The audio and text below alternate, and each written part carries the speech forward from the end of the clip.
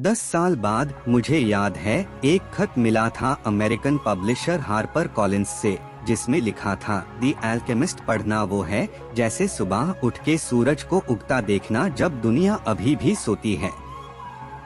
मैं बाहर गया, आसमान की तरफ देखा और सोचा खुद से, तो किताब इंग्लिश में पब्लिश होने वाली है। उस समय मैं एक राइटर बनने की कोशिश कर रहा था और अपना रास्ता ढूंढ रहा था, जब भी सारे लोग मुझे ये कहते थे कि ये नामुमकिन है। और धीरे धीरे मेरा सपना हकीकत बन रहा था। 10, 100, 1000, 1 मिलियन कॉपीज अमेरिका में बेची गई। एक दिन एक ब्राजीलियन जर्नलिस्ट ने फोन किया और कहा कि प्रेसिडेंट क्लिंटन ने किताब पढ़ते हुए देखा गया था। कुछ समय बाद जब मैं टर्की में था, मैंने वैनिटी फेयर मैगजीन खोली और वहां जूलिया रॉबर्ट्स थी जो कह रही थी कि उससे किताब पसंद है। मायामी में अकेला चल रहे वक्त मैंने एक लड़की को सुना जो अपनी माँ को कह रही थी, तुम्हें द अल्केमिस्ट पढ़नी चाहिए। किताब को 56 लैंग्वेजेस में ट्रांसलेट किया गया है, has sold more than 20 million copies and people are beginning to ask what's the secret behind such a huge success। एक ईमानदार जवाब है, मुझे नहीं पता। बस मुझे ये पता है कि जैसे सैंटियागो द शेपर्ड बॉय, हमें सबको अपनी खुद की पुकार का एहसास होना चाहिए। पर्सनल कॉलिंग क्या है? ये भगवान का आशीर्वाद है। ये वो रास्ता है जो भगवान ने तुम्हारे लिए जमीन पर चुना है। जब भी हम कुछ ऐसा करते हैं जो हमें उत्साह से भर देता है, हम अपनी कहानी को फॉलो कर रहे हैं। पर हम सबको अपने ख्वाब का सामना करने की हिम्मत नहीं होती। क्यों? 4 रुकावटें हैं। पहली, हमें बचपन से ही ये बताया जाता है कि जो कुछ भी हम करना चाहते हैं वो नामुमकिन है। हम इस विचार के साथ बड़े होते हैं और सालों के साथ साथ प्रीकॉन्सीव्ड नोशंस, डर और गिल्ट के लेयर्स भी बढ़ते हैं। एक समय आता है जब हमारी पर्सनल कॉलिंग इतनी गहरी हमारे दिल में दफन हो जाती है कि वो दिखाई नहीं देती, पर वो वहाँ होती है। अगर हमें ख्वाब को खोड़ने की हिम्मत होती है तो दूसरी रुकावट के सामने आते हैं प्यार। हम जानते हैं हमें क्या करना है, पर हमारे आसपास के लोगों को छोड़कर अपने सपने को पूरा करने में उन्हें चोट पहुंचाने का डर होता है। हम ये नहीं समझते कि प्यार सिर्फ एक और जोश है, कुछ ऐसा जो हमें आगे बढ़ने से नहीं रोक सकता। हम नहीं समझते कि वो लोग जो सच में हमें खुशी चाहते हैं, वो चाहते हैं कि हम खुश रहे और उनके साथ अपने सफर पर चले। जब हम मान लेते हैं कि प्यार एक जोश है, तो हम तीसरी रुकावट से सामना करते हैं, डर की। डर की हमें रास्ते पर मिलने वाले हार से कैसे गुजरना है। हम जो अपने ख्वाब के लिए लड़ते हैं, हमें उस पर हार काफी ज्यादा तकलीफ होती है, क्योंकि हम पुरानी बहाने पे नहीं गिरा सकते, अरे मुझे तो वैसे भी नहीं चाहिए था। हम चाहते हैं और जानते हैं कि हमने सब कुछ उस पर लगा दिया है और पर्सनल कॉलिंग का रास्ता किसी और रास्ते से आसान नहीं है, बस ये कि हमारा पूरा दिल इस सफर में है। FIR, हम रोशनी के योद्धाओं को मुश्किल वक्त में सब्र रखने के लिए तैयार रहना चाहिए और समझना चाहिए कि ब्रह्मांड हमारे हित में साजिश कर रहा है, चाहे हमें समझ नहीं आता हो। मैं खुद से पूछता हूँ, क्या हार जरूरी है? जरूरी हो या ना हो, वो होती है। जब हम अपने सपने के लिए पहली बार लड़ने लगते हैं, हमें अनुभव नहीं होता और बहुत सारी गलतियां करते हैं। जिंदगी का राज फिर भी ये है कि 7 बार गिरना है और 88 बार उठना। तो क्यों इतना जरूरी है कि हम अपनी पर्सनल कॉलिंग को जिए अगर हमें सिर्फ दूसरों से ज्यादा तकलीफ उठानी है? क्योंकि जब हम हार को पार करते हैं और हमेशा करते हैं, तब हमें एक बड़ा उत्साह और आत्मविश्वास से भरा जाता है। अपने दिल की छुपी में हमें पता होता है कि हम अपने आप को जीवन के चमत्कार के लायक साबित कर रहे हैं। हर दिन हर घंटे अच्छी लड़ाई का हिस्सा होता है। हम उत्साह और खुशी के साथ जीने लगते हैं। गहरा, अचानक का दर्द जल्दी से गुजर जाता है, जो कि दिखने में सहने योग्य होता है, परंतु ये पिछले सालों तक चलता रहता है और हमें पता नहीं चलता, हमारी आत्मा को खा जाता है, जब तक एक दिन हम अपने आप को कड़विये से मुक्त नहीं कर पाते और ये हमेशा के लिए हमारे साथ रहता है। अपने सपने को खोने के बाद, प्यार के शक्ति का इस्तेमाल करके उसे पालने के बाद और कई सालों तक के निशानों के साथ जीने के बाद, हम अचानक देखते हैं कि वो चीज जो हमेशा चाहिए थी वो वहाँ है, शायद अगली दिन ही। FIR आता है चौथी रुकावट, सपना को पूरा करने का डर, जो कि हमने अपनी पूरी जिंदगी लड़कर चुना है। ऑस्कर वाइल्ड ने कहा, हर आदमी अपने प्यार को मार देता है, और ये सच है। सिर्फ वो संभावना की बात ही जो हम चाहते हैं, आम आदमी के दिल को गिल्ट से भर देती है। हम अपने आसपास देखते हैं सभी को जो उनका मकसद हासिल करने में नाकाम रहे, और महसूस करते हैं कि हम भी ये हकदार नहीं हैं कि हमें जो चाहिए वो मिले। हम भूल जाते हैं सारे रुकावटें जो हमने पार की, सारा दर्द जो हमने सहा, सारी चीज़ें जो हमने इस तक पहुंचने के लिए त्याग दिया। मुझे बहुत सारे लोगों को जानता हूँ जो, जब उनका पर्सनल कॉलिंग उनके हाथ में था, वो कई बेवकूफियां करके आगे बढ़ते गए और कभी अपने लक्ष्य तक नहीं पहुँचे, जब वो सिर्फ एक कदम दूर था। ये सबसे खतरनाक रुकावट है, क्योंकि इसमें एक प्रकार का पवित्र ऑरा होता है, आनंद और विजय को त्याग देना। पर अगर आप अपने आप को वो चीज लायक समझते हैं जिसके लिए आपने इतनी मेहनत की है, तो आप भगवान का उपकरण बन जाते हैं, आप दुनिया की आत्मा की मदद करते हैं, और आप समझ जाते हैं कि आप यहाँ क्यों हैं। लड़के का नाम था सैंटियागो। शाम ढल रही थी जब लड़का अपने झुंड के साथ एक छोड़ दी गई चर्च तक पहुंचा। छत पहले ही गिर चुकी थी और वहां जहां पहले सैक्रिस्टी थी, एक विशाल पीपल का पेड़ उगा हुआ था। उसने फैसला किया कि वो रात वहां बिताएगा। उसने देखा कि सब बकरियां खराब दरवाजे से अंदर गई, और फिर उसने कुछ प्लांट्स लगाए दरवाजे पर ताकि रात भर छेड़ा ना जा सके। उस क्षेत्र में कोई भेड़ियों की नहीं थी, लेकिन एक बार एक जानवर रात में भटका गया था और लड़के को पूरी अगले दिन उसकी तलाश में बिताना पड़ा। उसने अपनी जैकेट से जमीन साफ की और लेट गया, जो अभी अभी खत्म की गई किताब का इस्तेमाल करते हुए। उसने खुद से कहा कि उसे मोटी किताबें पढ़नी शुरू कर देनी चाहिए, वो ज्यादा देर तक टिकती है और ज्यादा कंफर्टेबल तकिए बनते हैं। तब भी अंधेरा था जब उसने उठा और देखा, वो आधे से तोड़ दिए छत के जरिए सितारों को देख सकता था। मैं थोड़ा और सो जाता, उसने सोचा। उसने वही सपना देखा था उस रात, जैसे एक हफ्ते पहले देखा था, और फिर से वो सपना खत्म होने से पहले जग गया था। उसने उठकर अपना लाठी उठाया और सो रहे बकरियों को जगाने लगा। उसने देखा था कि जब हाय वो उठा, उसके ज्यादातर जानवर भी हिलने लगते थे, जैसे कोई अजीब शक्ति उसके जीवन को बकरियों के जीवन से बंध रही थी, जिनके साथ उसने 2 साल बिता दिए थे, उन्हें खाने और पानी की तलाश में देश देश में लेकर जाते हुए। वो मुझ पर इतना आदत है कि वो मेरा टाइम टेबल जानती है, उसने गुस्से से कहा। उसके कुछ पाल के लिए सोचकर उसने महसूस किया कि ये भी हो सकता है कि वो उनका टाइम टेबल सीख चुका है। लेकिन कुछ बकरियां थी जो थोड़ा और देर से उठ जाती थी।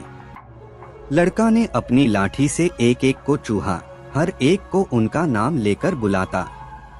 उसने हमेशा ये माना था कि बकरियां उसकी बात समझ सकती है, इसलिए कभी कभी वो उन्हें अपनी किताबों के हिस्सन को पढ़ता था जिनके प्रभाव उस पे पढ़ा हो, या जब वो उन्हें फील्ड्स में एक शेपर्ड की अकेलिया खुशी के बारे में बताता था। कभी कभी वो उन्हें उन गाँवों में देखा गया सामग्रियों के बारे में बताता। लेकिन कुछ दिनों से उसने उनसे सिर्फ एक हाई चीज के बारे में बात की थी। वो लड़की एक व्यापारी की बेटी जो गांव में 3 दिनों में पहुंचने वेल्ड। उसने गांव को सिर्फ एक बार देखा था, पिछले साल। व्यापारी एक सुखद वास्तु दुकान का मालिक था और हमेशा मांग करता था कि बकरियों काटने उसके सामने हो ताकि उसे धोखा ना हो। एक दोस्त ने लड़के को दुकान के बारे में बताया था और वो अपनी बकरियां वहां ले गया था। मुझे कुछ ऊंच चाहिए, लड़का व्यापारी से बोला। दुकान में भगदौड़ थी और व्यक्ति ने शेपर्ड से शाम तक रुकने को कहा। इसलिए लड़का दुकान के सीढ़ियों पर बैठ गया और अपने बैग से एक किताब निकला। मुझे नहीं पता था कि शेपर्ड्स को पढ़ना लिखना आता है। एक लड़की की आवाज उसके पीछे से आई। लड़की एंडल्यूसिया क्षेत्र की टिपिकल थी, जिसके बाल लंबे और काले थे और आंखें वेगली मोरेश विजियो को याद दिलाती थी। अच्छा, अक्सर मैं बकरियों से ज्यादा किताबों से सीखता हूँ, उसने जवाब दिया। 2 घंटों में जब उन्होंने बात की तो उसने उसे बताया कि वो व्यापारी की बेटी थी और गांव में जीवन के बारे में बताया, जहां हर दिन सब कुछ वैसा ही होता था जैसे हर दिन। शेपर्ड ने उससे एंडल्यूजन देश के बारे में बताया और दूसरे टाउन्स से जो रास्ते में रुके थे उसके बारे में बताया। ये बकरियों से बात करने के लिए एक सुखद बदलाव था। तुमने पढ़ना लिखना कैसे सीखा? लड़की ने एक पॉइंट पार पूछा। जैसे हर कोई सीखता है, उसने कहा। स्कूल में। अच्छा, अगर तुम्हें पढ़ना लिखना आता है तो फिर तुम सिर्फ शेपर्ड क्यों हो? लड़का एक जवाब की तरह थोड़ा सा कुछ बोला जो उसे उसके सवाल का जवाब देने से बचा सकता था। उसने यकीन किया कि लड़की कभी नहीं समझेगी। वो अपनी यात्राओं के बारे में कहानियां सुनाता रहा और उसके चमकदार मोरेश आंखेदार और हैरा हो गई। जैसे जैसे समय बीतता गया, लड़का को महसूस हुआ कि वो दिन कभी खत्म ना हो, कि उसका बाप व्यस्त रहेगा और उससे 3 दिन तक इंतजार करवाएगा। उसने महसूस किया कि वो कुछ महसूस कर रहा है जो उसने कभी महसूस नहीं किया था, एक जगह हमेशा के लिए रहने की इच्छा। रेवन हेयर वाली लड़की के साथ उसके दिन कभी भी वैसा नहीं होंगे। लेकिन अंतिम में व्यापारी आया और लड़के से 4 बकरियां काटने को कहा। उसने ऊंचा किया और शेपर्ड को अगले साल वापस आने को कहा। और अब सिर्फ 4 दिन बाद वो वही गांव में वापस होगा। वो उत्साहित था और एक साथ ही असंतुष्ट था। शायद लड़की ने उसे पहले से ही भूल गया होगा। बहुत से शेपर्ड्स गुजर गए अपनी ऊंच बेचकर। कोई बात नहीं, उसने अपनी बकरियों से कहा। मैं और लड़कियां कई और जगहों में जानता हूँ। लेकिन उसके दिल में उस बात का एहसास था कि ये मैटर करता था। और उसने ये भी जान लिया कि शेपर्ड्स, जैसे के जाहिल और सफर करने वाले व्यापारी, हमेशा एक ऐसे शहर को ढूंढ लेते हैं जहाँ कोई होता है जो उन्हें अनकेयर फ्री रास्तों के सुख भूलने में मदद कर सकता है। दिन की शुरुआत हो रही थी और शेपर्ड ने अपनी बकरियों को सूरज की तरफ प्रेरणा दी। उन्हें कभी भी कोई फैसला लेने की जरूरत नहीं होती, उसने सोचा। शायद इसीलिए वो हमेशा मुझे पास ही रहते हैं। बकरियों को सिर्फ खाने और पानी की चिंता थी। जब तक लड़का एंडल्यूसिया में सबसे अच्छी चारगाह ढूंढ लेता था, वो उसके दोस्त थे। हाँ, उनके दिन सब वैसे सूरज निकलने और अस्त होते वक्त सीमित घंटों के बीच, और उन्होंने अपनी छोटी सी जिंदगी में कभी किताब नहीं पढ़ी थी। और जब लड़का उन्हें शहरों की साइट्स के बारे में बताता तो उन्हें समझ नहीं आती थी। उन्हें सिर्फ खाना और पानी से संतुष्ट होना था और बदले में वो अपने ऊंच, अपनी कंपनी और कभी कभी अपने गोश्त का उपहार देते थे। अगर आज मैं एक मॉन्स्टर बन जाता और फैसला करता कि एक एक को मारता हूँ, तो उन्हें तब पता चलेगा जब ज्यादातर झुंड काट लिया गया होगा, लड़का सोचता था। वो मुझ पे भरोसा करते हैं और उन्होंने अपने खुद के इंस्टिंक्ट्स पर भरोसा करना भूल गया है क्योंकि मैं उन्हें पोषण की दिशा में ले जाता हूँ। लड़का अपने विचार पर हिरन था। शायद चर्च जिसमें से पेड़ उगा था भूत से भरा हुआ था। उसने दूसरी बार के लिए एक ही सपना देखा था और उसने अपने वफादार साथियों से गुस्सा महसूस किया। उसने रात की खाने से बचे हुए शराब से थोड़ा पीता और अपनी जैकेट को अपने शरीर के पास खींचा। उसने ये जाना कि कुछ घंटों के बाद जब सूरज अपनी ऊंचाई पर होगा तब धूप इतनी तेज होगी कि वो अपने झुंड को खेतों के मैदान से नहीं ले जा पाएगा। ये वही वक्त होता है जब पूरा स्पेन गर्मियों में सोता है। गर्मी सूर्यास्त के बाद तक चलती रहती है और उस समय वो अपनी जैकेट को लेकर चलना होता है।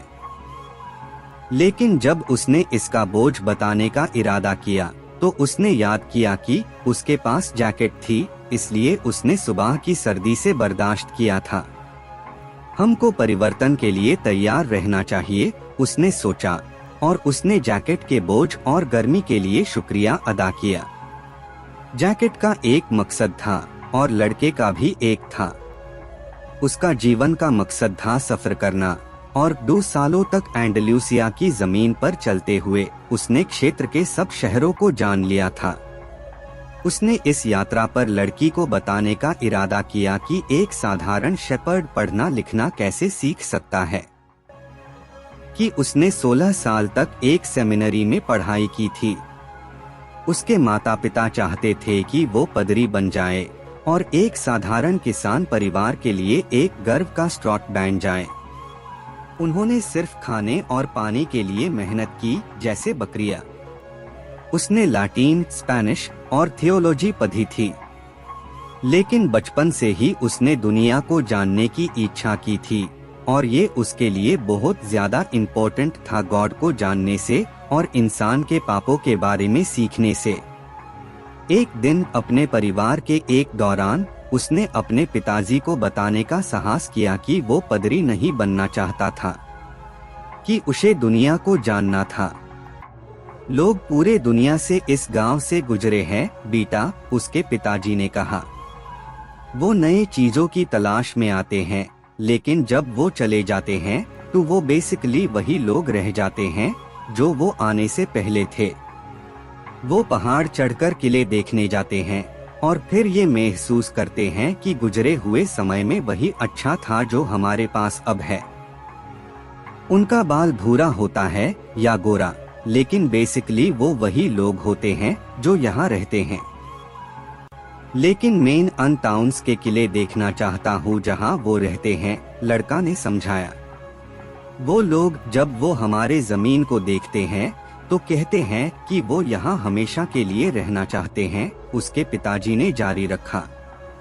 अच्छा, मैं उनके जमीन देखना चाहता हूँ और देखना चाहता हूँ कि वो कैसे रहते हैं, उसका बेटा बोला। जो लोग यहाँ आते हैं उनके पास ज्यादा पैसा होता है, इसलिए वो सफर कर सकते हैं, उसके पिताजी ने कहा। हम में से सफर करने वाले सिर्फ शेपर्ड्स होते हैं, तो मेन शेपर्ड बन जाऊंगा, उसके पिताजी ने और कुछ नहीं कहा। अगला दिन उसने अपने बेटे को 3 पुराने स्पेनिश सोने के सिक्के वाला एक पाउच दिया। मैंने एक दिन इन्हें खेतों में मिला। मुझे चाहिए था कि ये तुम्हारी विरासत का हिस्सा बन जाएं, लेकिन इन्हें अपने झुंड के खरीदने के लिए इस्तेमाल करो। खेतों में जाओ और एक दिन तुम्हें ये पता चलेगा कि हमारा देश सबसे अच्छा है और हमारी औरतें सबसे खूबसूरत है। और उसने अपने बेटे को आशीर्वाद दिया।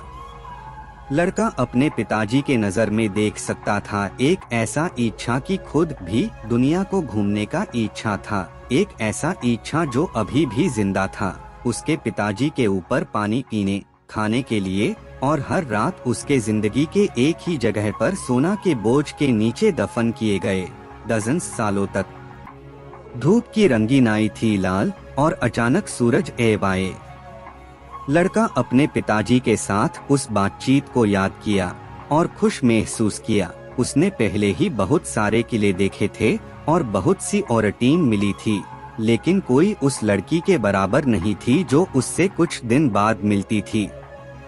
उसके पास एक जैकेट थी, एक किताब जो वो दूसरी के साथ बदल सकता था और एक झुंड बकरियां।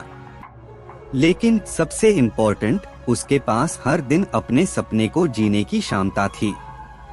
अगर उसे एंडलूसिया के खेतों से थक जाना था तो वो अपनी बकरियां बेच सकता था और समुंदर में चला जाता। जब उससे समुंदर से थक जाना था तो उसने पहले से ही दूसरे शहरों, दूसरी ओराटोन और दूसरे मौके जान लिए होते। मुझे सेमिनरी में भगवान नहीं मिल सकते थे, उसने सोचा जब उसने सूरज को देखा।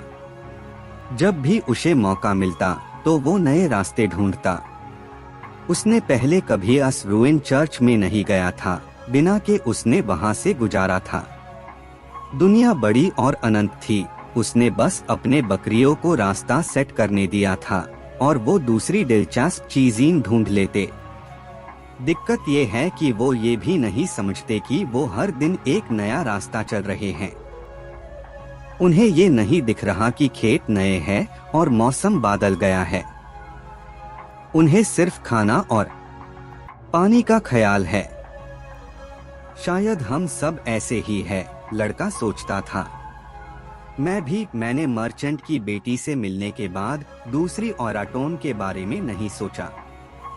सूरज को देखते हुए उसने गिना कि वो दोपहर से पहले तरीफा पहुंच जाएगा। वहां उसने अपनी किताब को एक मोती और बदलने के लिए अपनी शराब की बोतल भरी और शेव कराई। उसे उससे मिलने के लिए तैयार करना था और उसे ये सोचने का मौका नहीं चाहिए था कि कोई दूसरा शेपर्ड जिसके पास ज्यादा बकरियां होती है उससे पहले पहुंच गया हो और उसके हाथ मांग लिए हो। जीवन को दिलचस्पी डालने वाली बात यह है कि वो सच हो सकने वाला सपना होने की संभावना है, उसने सोचा जब उसने दोबारा सूरज की स्थिति को देखा और अपने कदमों की रफ्तार बढ़ा दी। उसने अचानक याद किया कि तरीफा में एक बुद्धि औरत थी जो सपनों को व्याख्या करती थी। बुद्धि औरत ने लड़के को एपीएनी घर के पीछे के कमरे में ले जाया।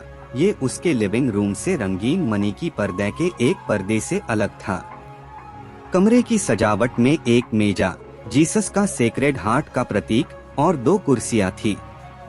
औरत बैठ गई और उसने उसके हाथों को अपने हाथों में ले लिया और धीरे से प्रार्थना करने लगी। ये एक जिप्सी की प्रार्थना जैसा लग रहा था। लड़के को रास्ते पार जिप्सी के साथ पहले से ही अनुभव था। वो भी सफर करते थे, लेकिन उनके पास बकरियों का झुंड नहीं था। लोग कहते थे कि जिप्सीज अपने जीवन में लोगों को धोखा देते थे। ये भी कहते थे कि उनका एक सौदा शैतान के साथ था और वो बच्चों को उठा लेते थे और उन्हें अपने रहस्यमय कैंप्स में ले जाते थे, उन्हें अपने गुलामों बना देते थे। बचपन में लड़का हमेशा डर से मारा जाता था कि वो जिप्सीज के द्वारा पकड़ा जाएगा, और ये बचपन का भय फिर से लौट आया जब बुद्धि औरत ने उसके हाथ अपने हाथों में ले लिए। लेकिन उसके पास जीसस का सेक्रेड हार्ट था, उसने सोचा अपने आप को शांत करने की कोशिश करते हुए। उसने नहीं चाहता था कि उसका हाथ कांपने लगे, बुद्धि औरत को दिखाते हुए कि वो डर गया है। उसने अपने मन में एक आर फादर पढ़ा। बहुत दिलचस्प, औरत ने कहा, कभी भी लड़के के हाथों से नजर नहीं हटाते हुए, और फिर वो चुप हो गई। लड़का घबराने लगा, उसके हाथ कांपने लगे और औरत को महसूस हुआ। जल्दी से उसने अपने हाथ को खींच लिया। मैं यहाँ अपनी किस्मत पढ़वाने नहीं आया, उसने कहा, पहले से ही आई हुई गलती का अफसोस करते हुए। उसने एक लम्हा के लिए सोचा कि अच्छा होगा कि वो उसके फी को देकर बिना कुछ सीखे चले जाए कि वो अपने अक्सर आने वाले सपने को ज्यादा अहमियत दे रहा है।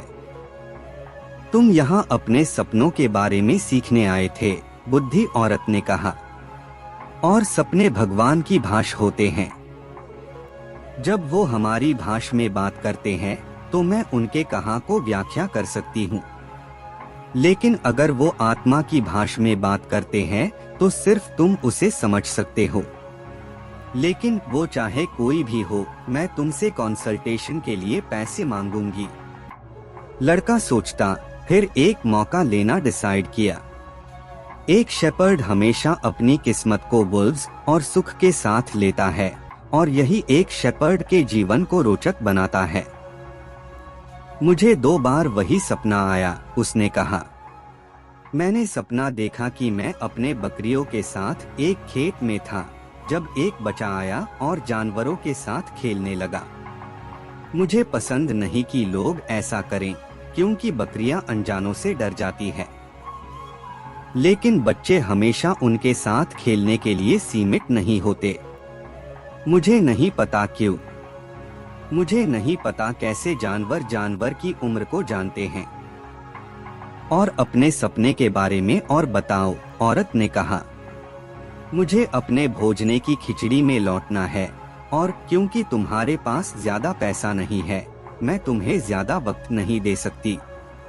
बच्चा मेरे बकरियों के साथ काफी देर तक खेलता रहा, लड़का ने कहा, थोड़ा उदास होकर। और फिर बच्चा मुझे दोनों हाथों से पकड़कर मिस्र के पिरामिड्स में ले गया। उसने एक लम्हा के लिए रुककर देखा, अगर औरत को मालूम है मिस्र के पिरामिड्स क्या होते हैं। लेकिन वो कुछ नहीं बोली। फिर मिस्र के पिरामिड्स में उसने आखिरी 3 शब्द धीरे से कहा, ताकि बुद्धि औरत समझ सके। बच्चा ने मुझसे कहा, अगर तुम यहाँ आते हो तो तुम्हें एक छुपा हुआ खजाना मिल जाएगा। और बिल्कुल जब वो मुझे एग्जैक्ट स्थान दिखाने वाला था, तब मुझे उठ गया। दोनों बार औरत कुछ समय तक छुप रही। फिर उसने FIR से उसके हाथों को लेकर ध्यान से देखा।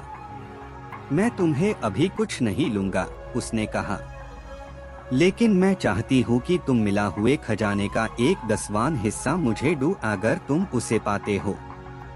लड़का खुश होकर हंसता, खुशी से। उसे अपनी छोटे से कमाई बचाने का मौका मिल रहा था, एक छुपा हुआ खजाने के सपने के वजह से। अच्छा, सपना का अर्थ बताओ, उसने कहा। सबसे पहले मुझे कसम खाओ। कसम खाओ कि तुम मुझे बताया गया कुछ हिस्सा देंगे जो तुम पाओगे। शेपर्ड ने कसम खाई कि वो देंगे। बुद्धि औरत ने उससे दोबारा कसम खाने को कहा, जबकि उन्हें जीसस का सेक्रेड हार्ट का प्रतीक देखते हुए। ये दुनिया की भाषा में सपना है, उसने कहा। मैं यूज व्याख्या कर सकती हूँ, लेकिन व्याख्या बहुत मुश्किल है। इसलिए मैंने अपने हिस्से का मान चुकी हूँ जो तुम पाओगे।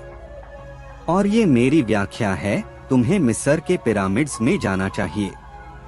मैं उनके बारे में कभी नहीं सुनी, लेकिन अगर वो किसी बच्चे ने तुम्हें दिखाए हैं, तो वो है। वहाँ तुम एक खजाना पाओगे जो तुम्हें एक अमीर आदमी बना देगा। लड़का हैरान हुआ और फिर गुस्सा आया। उसे इसके लिए बुद्धि औरत को ढूंढने की जरूरत नहीं थी। लेकिन फिर उसने याद किया कि उसे कुछ देना नहीं पड़ेगा। मुझे इसके लिए अपना वक्त जाया नहीं करना चाहिए था, उसने कहा। मैंने कहा था कि तुम्हारा सपना मुश्किल है। जीवन में सबसे आम चीजें सबसे अद्भुत होती है, सिर्फ बुद्धिमान लोग उन्हें समझ पाते हैं। और क्योंकि मैं बुद्धिमान नहीं हूँ, मुझे दूसरे कलाओं को सीखने की जरूरत थी, जैसे हाथों का पढ़ना। अच्छा, अब मैं मिस्र कैसे पहुँचूंगा? मैं सिर्फ सपने का व्याख्या करती हूँ। मुझे नहीं पता कि उन्हें हकीकत में कैसे बदलते हैं। इसलिए मैं अपनी बेटियों से मिलता हूँ। और अगर मैं कभी मिस्र नहीं पहुँचा, फिर मैं पैसा नहीं लूंगा। ये पहली बार नहीं होगा। और औरत ने लड़के को कहा कि चले जाए, कहते हुए कि वो उसके साथ पहले से ज्यादा वक्त बर्बाद कर चुकी थी। तो लड़का निराश हुआ। उसने फैसला किया कि वो कभी फिर सपनों में विश्वास नहीं करेगा। उसे याद आया कि उसे कुछ करना था। वो बाजार गया कुछ खाने के लिए। उसने अपनी किताब को एक मोती के लिए बदल दिया और वो प्लाजा में एक बेंच ढूंढा जहां उसने वो नया शराब पिया था जो उसने खरीदी थी। दिन गर्म था और शराब ताजगी थी। बकरिया शहर के दरवाजों पारदा एक दोस्त के मकान में एक स्टेबल में। लड़का शहर में बहुत सारे लोगों को जानता था। यही चीज उसे सफर करने का शौक दिया। वो हमेशा नए दोस्त बनाते थे और उन्हें उनके साथ पूरा वक्त बिताने की जरूरत नहीं पड़ती थी। जब कोई रोज वही लोग देखता है, जैसे कि उसने सेमिनरी में हुआ था, तो वो उस इंसान के जीवन का हिस्सा बन जाते हैं। फिर वो इंसान को बदलना चाहते हैं। अगर कोई दूसरों के इरादे के मुताबिक नहीं होता, तो दूसरे गुस्से में आते हैं। हर किसी के पास दूसरों की जिंदगी कैसे जीनी चाहिए, ये एक स्पष्ट विचार है, लेकिन उसकी अपनी कोई विचार नहीं होती। उसने डिसाइड किया कि सूरज थोड़ा सा नीचा हुआ हो जाने पर उसके जोड़े बकरियों को खेतों के रास्ते से पीछे ले जाएगा। 3 दिन बाद वो मर्चेंट की बेटी के साथ होगा। उसने वो किताब पढ़ना शुरू किया जो उसने खरीदी थी। पहले हाई पेज पर एक दफनाई की उपासना का वर्णन था और उस लोगों के नाम बहुत मुश्किल से प्रोनाउंस किए जाते थे। अगर उसने कभी एक किताब लिखी, उसने सोचा, तो वो हर समय एक व्यक्ति को प्रस्तुत करेगा ताकि पढ़ने वाला बहुत से नाम याद करने की चिंता ना करे। जब वो आखिर में अपने पढ़ने में ध्यान दे पाया, उसे किताब बेहतर लगी। दफनाई एक बर्फानी दिन पर थी और उसने ठंड का एहसास अच्छा लगा। जैसे ही उसने आगे पढ़ना शुरू किया, एक बुड्ढे ने उसके पास बैठकर बातचीत शुरू की। ये लोग क्या कर रहे हैं? बुढ़ा आदमी ने पूछा, प्लाजा में लोगों की तरफ इशारा करते हुए। काम, लड़का ने सूखा जवाब दिया, अपने पढ़ने पर ध्यान दीन का दिखावा करते हुए। असल में उसका ध्यान किसी और जगह था। वो अपने बकरियों को दिखाने का सोच रहा था मर्चेंट की बेटी के सामने, ताकि वो देखे कि वो किसी बड़ी चीज को करने के लिए सक्षम है। उसने पहले ही बार बार उस मंजर को कल्पना किया था। हर बार लड़की उससे हैरान हो जाती थी जब वो समझाता कि बकरियों को पीछे से मुंडवाना चाहिए। उसने कुछ अच्छी कहानियां याद रखने की भी कोशिश की जब वो बकरियों को मुंडवाता था। ज्यादातर उन्हें उसने किताबों में पढ़ा था, लेकिन वो उन्हें ऐसे सुनाता जैसे वो अपने पर्सनल अनुभवों से है। लड़की कभी फर्क नहीं समझती क्योंकि उसने पढ़ना नहीं सीखा था। तब तक बुढ़ा आदमी बातचीत करने की कोशिश में जारी रहा। उसने कहा कि वो थक गया है और प्यास लगी है, और क्या वो लड़के की शराब का एक चूंच ले सकता है। लड़का ने अपनी बोतल उससे दी, उम्मीद करते हुए कि बूढ़ा आदमी उससे अकेला छोड़ देगा। लेकिन बूढ़ा आदमी बात करना चाहता था और उसने लड़के से पूछा कि वो कौन सी किताब पढ़ रहा है। लड़का रूड होने का मौका मिला और दूसरे बेंच पार चला जाने का सोचने लगा, लेकिन उसके पिताजी ने उससे बेड लोगों की इज्जत करना सिखाया था। इसलिए उसने किताब को पुराने आदमी के लिए बाहर निकला। For 2 reasons. पहला, वो खुद टाइटल को कैसे प्रोनाउंस करना है उससे पता नहीं था, और दूसरा, अगर बूढ़ा आदमी पढ़ना नहीं जानता तो शायद उससे शर्म आएगी और वो खुद हाई बेंच बादल लेगा। बूढ़ा आदमी ने कहा, किताब के सभी पहलुओं को देखते हुए, जैसे कि वो कोई अजीब चीज है। ये एक इम्पोर्टेंट बुक है, लेकिन ये सच में गुस्सा दिलाता है। लड़का चौंक गया। बूढ़ा आदमी को पढ़ना आता था और उसने पहले ही किताब पढ़ ली थी। और अगर किताब गुस्सा दिलाता है, जैसे बूढ़ा आदमी ने कहा, तो लड़के के पास दूसरी किताब लेने का अभी भी वक्त था। ये एक किताब है जो दुनिया के लगभग सभी किताबों में कहती है, बूढ़ा आदमी ने कहा। ये लोगों की सक्षमता की कथनी करती है, अपने अपने व्यक्तिगत जुगनू को चुनने की। और ये आखिर में ये कहती है कि सभी दुनिया की सबसे बड़ी झूठ में विश्वास करते हैं। दुनिया की सबसे बड़ी झूठ क्या है? लड़का ने पूछा, पूरी तरह से हैरान। ये है कि एक निश्चित समय पर अपनी जिंदगी पर कंट्रोल हमसे छूट जाता है और हमारी जिंदगी के वाहिद होती जाती है। ये दुनिया की सबसे बड़ी झूठ है। मुझसे कभी ऐसा नहीं हुआ, लड़का ने कहा। उन्होंने मुझे पुरोहित बनाने को कहा, लेकिन मैं एक शेपर्ड बनना चाहता था। बहुत बेहतर, बूढ़ा आदमी ने कहा, क्योंकि तुम्हें सफर करना बहुत पसंद है। उसने मेरे विचार को जान लिया, लड़का ने अपने आप से कहा। उसके दौरान बूढ़ा आदमी किताब को हल्का कर रहा था, जैसे वो उसे वापस देना ही नहीं चाहता। लड़का ने देखा कि आदमी का वस्त्र अजीब था। वो एक अरब की तरह लग रहा था, जो कि उस जगह में अस्मन्य नहीं था। तरीफा से अफ्रीका सिर्फ कुछ घंटे दूर था, बस कुछ घंटों में छोड़े हुए रास्ते पार करने की जरूरत थी। अरब्स अक्सर शहर में आते थे, शॉपिंग करते और कई बार दिन में उनके अजीब दुआएं पढ़ते हुए।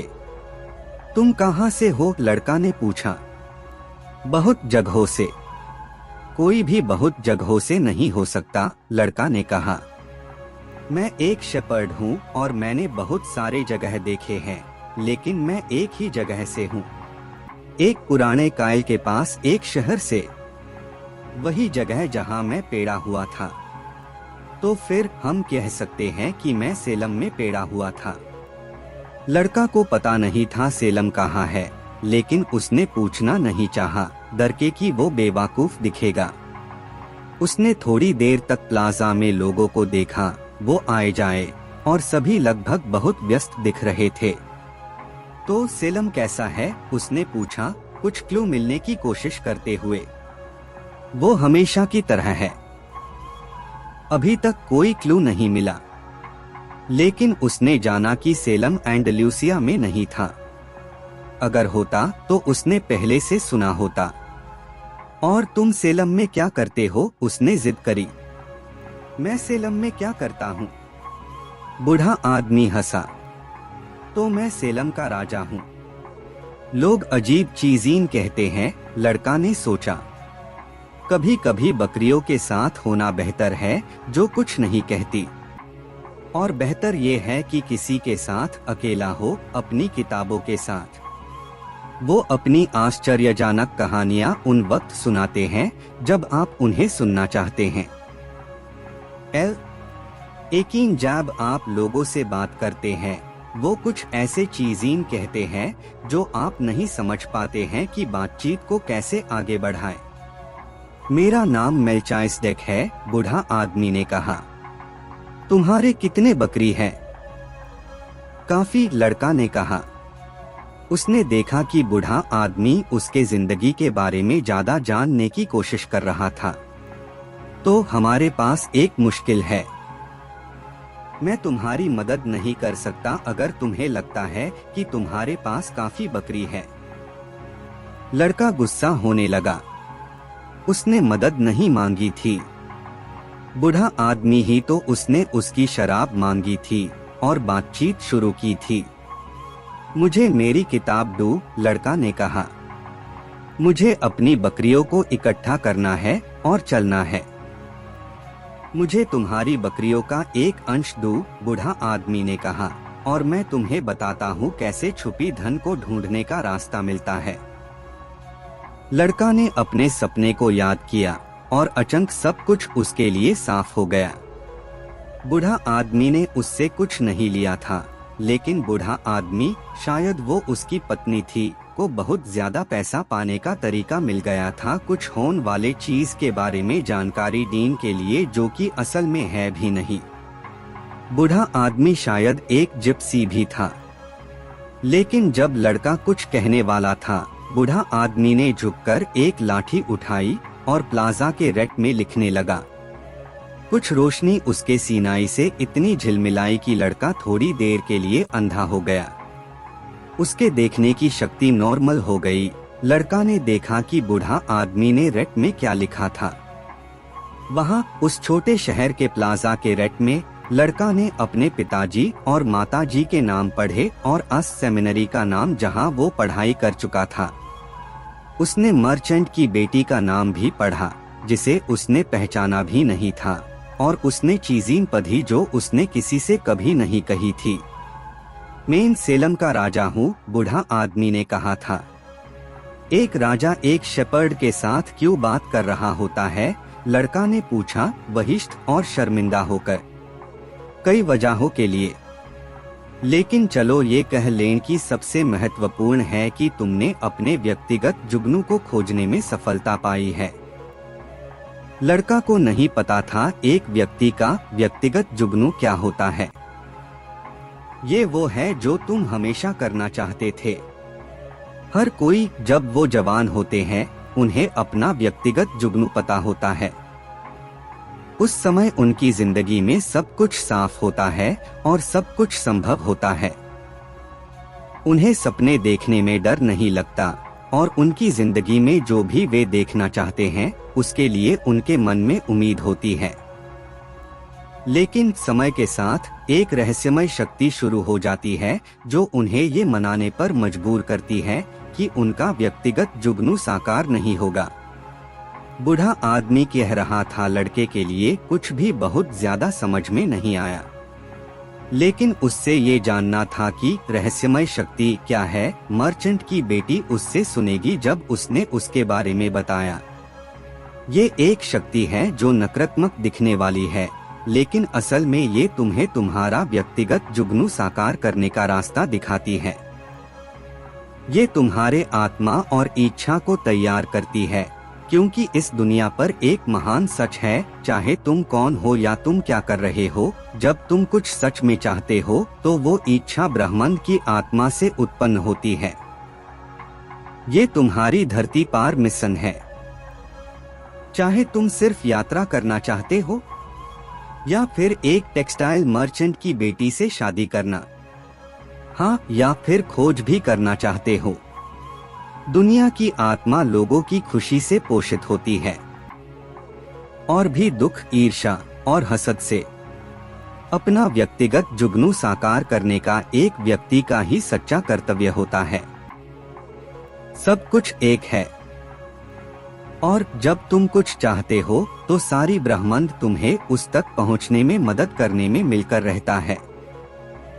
कुछ समय तक दोनों चुप थे, प्लाजा और शहरी लोगों को देखते हुए। पहला बात करने वाला बूढ़ा आदमी था। तुम बकरियों का जामा क्यों रखते हो? क्योंकि मुझे यात्रा करना पसंद है। बूढ़ा आदमी एक बेकरी की तरफ इशारा किया जो प्लाजा के एक कोने में उसके दुकान के खिड़की में खड़ा था। जब वो एक बच्चा था तो वो भी यात्रा करना चाहता था, लेकिन उसने पहले अपनी बेकरी खरीदी और थोड़ा पैसा बचा लिया। जब वो बूढ़ा होगा वो 1 महीने के लिए अफ्रीका जाएगा। उसने कभी नहीं समझा कि लोग अपने जिंदगी के किसी भी समय अपने सपनों को साकार करने की क्षमता रखते हैं। उसने शेपर्ड बनने का फैसला करना चाहिए था, लड़का ने कहा। अच्छा, उसने वैसा ही सोचा था, बूढ़ा आदमी ने कहा। लेकिन बेकर्स शेपर्ड्स से महत्वपूर्ण लोग होते हैं। बेकर्स के पास घर होते हैं, जबकि शेपर्ड्स बाहर खुले आसमां में सोते हैं।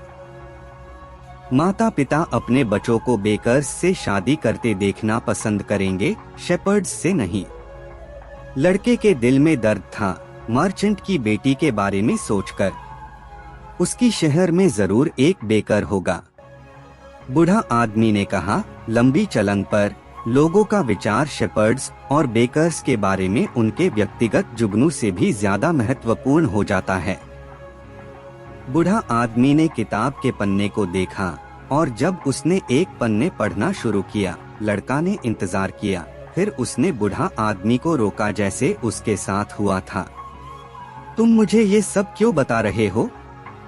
क्योंकि तुम अपना व्यक्तिगत जुगनू साकार करने की कोशिश कर रहे हो और तुम वो निशानी पर पहुंच चुके हो जब तुम सब छोड़ने वाले हो। और फिर तुम हमेशा सीन पार क्यों आते हो? हमेशा इस तरह नहीं, लेकिन मैं हमेशा किसी रूप में या दूसरे रूप में आता हूँ। कभी कभी मैं एक समाधान या एक अच्छा विचार का रूप ले लेता हूँ। दूसरी बार एक महत्वपूर्ण समय पर मैं चीजों को आसान करने में मदद करता हूँ। मुझे और भी काम होते हैं, लेकिन ज्यादातर समय लोगों को ये पता नहीं चलता कि मैंने उनकी मदद की है। बूढ़ा आदमी ने बताया कि पिछले हफ्ते उसने एक खान को सामने लाना पड़ा और एक पत्थर का रूप ले लिया। खान ने सब कुछ छोड़ दिया था, कीमती पन्नाओं के लिए खान के पास गया था। 5 सालों से वो एक नदी पर काम कर रहा था और लाखों पत्थरों को एक एक करके देखा था कीमती पन्नाओं के लिए। खान सब छोड़ने वाला था उस समय जब अगर उसने बस एक और पत्थर देखा होता, सिर्फ एक और, तो वो अपना पन्ना ढूंढ लेता। क्योंकि खान ने अपने व्यक्तिगत जुगनू को सब कुछ कुर्बान कर दिया था, बूढ़ा आदमी ने डिसाइड किया कि उससे इन्वॉल्व हो जाना चाहिए। उसने अपने आप को एक पत्थर बनाया जो खान के पास आ गया। खान अपने 5 सालों के फ्रस्ट्रेशन और गुस्से के साथ पत्थर को उठाकर दूर फेंक दिया, लेकिन उसने इतनी ताकत से फेंका कि पत्थर टूट दिया और उसमें तोड़ने वाले पत्थर में दुनिया का सबसे खूबसूरत पन्ना था। लोग जल्दी अपने जिंदगी के उद्देश्य को सीख लेते हैं, बूढ़ा आदमी ने कुछ कड़वाहट के साथ कहा। शायद इसीलिए वो जल्दी उससे छोड़ देते हैं भी, लेकिन यही हाल है। लड़का ने बूढ़ा आदमी को याद दिलाया कि उसने कुछ धन के बारे में कहा था। धन को बहने वाले पानी की शक्ति से खुदा जाता है और वही धार से दफन किया जाता है, बूढ़ा आदमी ने कहा। अगर तुम अपने धन के बारे में जानना चाहते हो तो तुम्हें मुझे अपने जामा की 1 भाग देना पड़ेगा। और मेरे धन का 1 भाग क्या होगा? बूढ़ा आदमी थोड़ा निराश होकर देखा। अगर तुमने शुरुआत में वो वादा कर दिया जो तुम्हारे पास अभी तक भी नहीं है, तो तुम अपने उस चीज को पाने के लिए काम करने की इच्छा खो दोगे। लड़का ने उससे बताया कि उसने पहले से ही जिप्सी को अपना 1 भाग देना वादा किया था। जिप्सीज लॉगऑन को ऐसे ही करने के लिए माहिर होते हैं, बूढ़ा आदमी ने साय की। हर हाल में ये अच्छा है कि तुमने सीख लिया है कि जिंदगी में सब कुछ की कीमत होती है। यही वॉरियर्स ऑफ द लाइट सिखाने की कोशिश करते हैं। बूढ़ा आदमी ने किताब को लड़के को वापस दिया। कल इसी वक्त मुझे अपनी बकरियों का 1 भाग लाके दो और मैं तुम्हें छुपी धन को ढूंढने का रास्ता बता दूंगा। शुभ संध्या। और उसने प्लाजा के कोने से गायब हो गया। लड़का फिर से अपनी किताब पढ़ना शुरू किया, लेकिन अब उसका ध्यान नहीं लग रहा था। उसने टेंशन और चिंतित किया था, क्योंकि उससे पता था कि बूढ़ा आदमी सही था। उसने बेकरी की तरफ जाके एक लोफ ब्रेड खरीदा, सोचता कि क्या वो बेकर को बताना चाहिए या नहीं जो बूढ़ा आदमी ने उसके बारे में कहा था। कभी कभी बेहतर होता है कि चीजें वैसी ही रहने दे, उसने खुद से सोचा और फैसला किया कुछ नहीं कहना। अगर उसने कुछ कहा होता तो बेकर 3 दिन तक सब छोड़ने की सोचता, चाहे वो जो भी था, उससे आदत हो चुकी थी। लड़का बेहतर तौर पर शहर में घूमने लगा और खुद को दरवाजों पर पाया। वहाँ एक छोटा सा इमारत था जिसमें लोग अफ्रीका के टिकट खरीदते थे और उसने जाना था कि इजिप्ट अफ्रीका में था। क्या मैं आपकी मदद कर सकता हूँ? टिकट विंडो के पीछे के आदमी ने पूछा। शायद कल, लड़का ने कहा दूर जाते हुए। अगर वो अपनी एक बकरी बेच देता तो उसके पास स्ट्रेट के दूसरी किनारे तक पहुँचने के लिए काफी पैसा होता। ये सोच उससे डरा देती थी। एक और सपने देखने वाला, टिकट सेलर ने अपने सहायक से कहा जब लड़का दूर चला गया। उसके पास सफर करने के लिए काफी पैसा नहीं है। टिकट विंडो पार खड़े रहते वक्त लड़का ने अपने जामा को याद किया और उसने सोचा कि वो एक शेपर्ड बनना चाहिए। 2 सालों में उसने शेपर्डिंग के बारे में सब कुछ सीख लिया था। उससे बकरों का बाल कटना आता था, प्रेग्नेंट बकरियों का ध्यान रखना आता था और उससे बकरों को भेदियों से बचाने का तरीका आता था। उसने एंडलूसिया के सारे खेतों और चरागों का पता था और उससे पता था कि उसके हर जानवर का सही दाम क्या था। उसने फैसला किया कि वो अपने दोस्त के स्टेबल वापस जाएगा सबसे लंबी रास्ते से। जब वो शहर का किला पार कर रहा था, उसने अपने वापस आने को रोका और पत्थर से बनी रैंप पार चढ़ा। वहां से वो अफ्रीका को दूर से देख सकता था। किसी ने उससे बताया था कि मोर्स वहां से आए थे स्पेन को कब्जा करने के लिए। वो शहर के ऑलमोस्ट पूरी देख सकता था वहां से, जिसमें उसने बूढ़ा आदमी से बात की थी। कश मैं उस बूढ़ा आदमी से मिलने नहीं आया होता, उसने सोचा। उसने सिर्फ एक औरत को ढूंढने के लिए शहर में आना था जो उसके सपने का तबीर कर सकती थी। ना वो औरत ना ही बूढ़ा आदमी किसी तरह इम्प्रेशनेबल द के वो एक शेपर्ड है। वो अकेले व्यक्ति थे जो अब किसी चीज पर भरोसा नहीं करते थे और समझ नहीं पाते थे कि शेपर्ड्स अपनी बकरों से जुड़ जाते हैं। उससे हर एक अपने जामा के सदस्य के बारे में सब पता था। उससे पता था कौन कौन से लंगड़ा है, कौन कौन 2 महीने बाद बच्चा देगा और कौन से सबसे सस्त है। उससे पता था उन्हें काटना कैसे है और उन्हें कैसे काटना है। अगर कभी वो उन्हें छोड़ देता तो उनका बुरा हाल होता। हवा तेज होने लगी। उससे वो हवा याद था, लॉग यूज लेबंत कहते थे, क्योंकि उस हवा ने मोर्स को लाया था। हाँ, लेकिन उसने भी दास्ता लेकर आई थी डेजर्ट की खुशबू और पर्दापोश और आटोन की। उसने भी साथ लेकर आई थी पसीने और सपनों को, जिन लोगों ने एक बार अनजान ढूंढने, सोना ढूंढने और साहस के लिए छोड़ दिया था, और पिरामिड्स के लिए। लड़का हवा की आजादी से नफरत करता था और देखता था कि वो भी वही आजादी पा सकता है।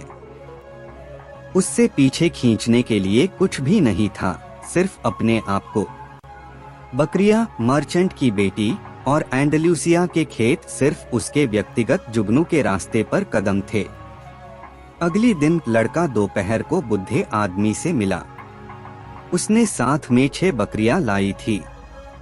मुझे हैरत हुई, लड़का बोला। मेरे दोस्त ने सारे बकरियां ट्यूरेंट खरीद ली। उसने कहा कि उसे हमेशा से ही एक चरवाहा बनना का सपना था और ये एक अच्छा संकेत है। ऐसा ही होता है हमेशा, बुढ़ा आदमी ने कहा। इसको प्रिंसिपल ऑफ फेवरेबिलिटी कहते हैं। जब पहली बार कार्ड्स खेलो तब तुम जीतने के करीब हो। Beginners luck. ये क्यों? क्योंकि एक ताकत होती है जो तुम्हें अपनी पर्सनल लेजेंड को पूरा करने में मदद करना चाहती है। वो तुम्हारे मन को सफल होने का स्वाद देती है।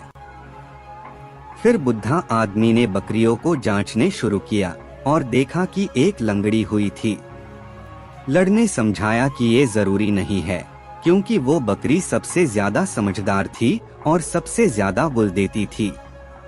खजाना कहाँ है? उसने पूछा। वो मिस्र में है, पिरामिड्स के पास। लड़का हैरान हो गया। पुरानी औरत ने वही कहा था, पर उसने कुछ भी पैसा नहीं लिया था। खजाना ढूंढने के लिए तुम्हें संकेत फॉलो करना होगा। भगवान ने हर किसी के लिए एक रास्ता तय किया है। तुम्हें बस उन संकेतों को पढ़ना होगा जो उसने तुम्हारे लिए छोड़े हैं। लड़का जवाब देने से पहले ही एक तितली आई और बुढ़े आदमी और उसके बीच उड़ने लगी। उसने याद किया अपने दादाजी ने कभी कहा था कि तितलियां एक अच्छा संकेत होती है।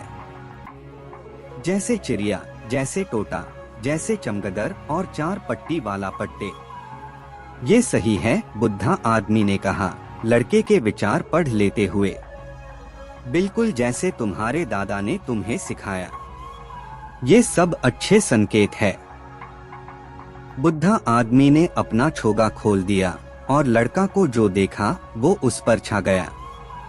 बुढ़ा आदमी ने एक भरी सोना का ब्रेस्ट प्लेट पहना था जो कीमती पत्रों से ढका था।